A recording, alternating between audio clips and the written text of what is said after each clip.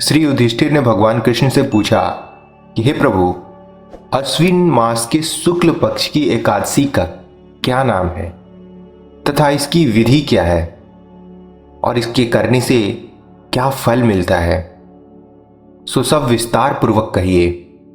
इस पर भगवान श्री कृष्ण कहने लगे, हे युधिष्ठिर, सब पापों को नाश करने वाली इस एकादशी का नाम पांचाकुशा है और यह समस्त पापों को नाश करने वाली है। इस दिन मनुष्य को विधि पूर्वक भगवान पद्मनाभ की पूजा करनी चाहिए। यह एकादशी मनुष्य को मनवांछित फल देकर स्वर्ग को प्राप्त करने वाली है। मनुष्य को बहुत दिनों तक तपस्या करने के पश्चात जो फल प्राप्त होता है वही फल इससे प्राप्त हो जाता है। मोहवश जो अनेक पाप करते हैं परंतु हरि को नमस्कार करते हैं, वे नरक में नहीं जाते। विष्णु के नाम के कीर्तन मात्र से संसार में सब तीर्थों के पुण्य का फल मिल जाता है।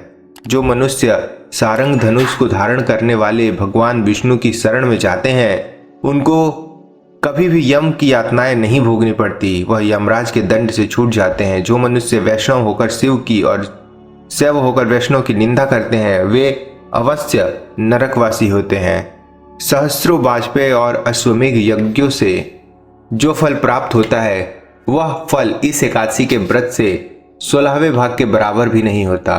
संसार में एकादशी के बराबर कोई दूसरा पुण्य नहीं, जिसके बराबर पवित्र तीनों लोकों में कुछ भी नहीं। इस एकादशी के व्रत के बराबर कोई व्रत नहीं। जब तक इस एकादशी का व्रत नहीं करते तब तक ही मनुष्य की देह में पाप वास कर सकते हैं। यह एकादशी स्वर्ग, मोक्ष, आरोग्य, सुंदर स्त्री तथा अन्न और धन को देने वाली है।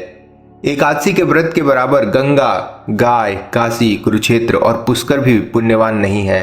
हरिवासर करने से सहज से ही मनुष्य विष्णु पद को प्राप्त हो जाता है।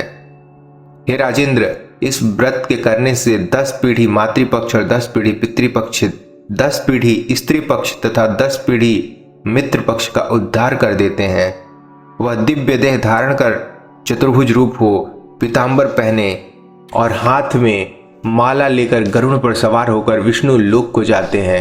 हे नृपोत्तम, बाल्यावस्था, युवावस्था और वृद्धावस्था में इस व्रत को करने से पापी मनुष्य भी दुर्गति को प्राप्त न होकर सदगति को प्राप्त होता है।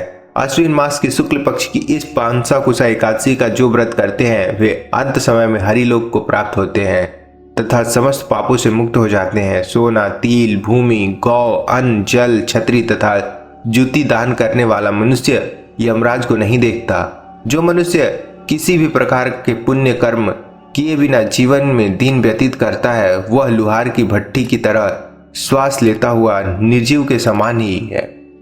निर्धन मनुष्य को भी अपनी शक्ति के अनुसार दान करना चाहिए तथा धन वालों को सरोवर, बाग, मकान आदि बनवाकर दान करना चाहिए। ऐसे मनुष्य को यम का द्वार नहीं देखना पड़ता तथा संसार में दीर्घायु, धनाढ़, कुलीन और रोग रहित रहते हैं। सारांश यह है कि धर्म से सद्गति तथा अधर्म से दुर्गति प्राप्त होती है, जिसमें कोई संदेह नहीं है।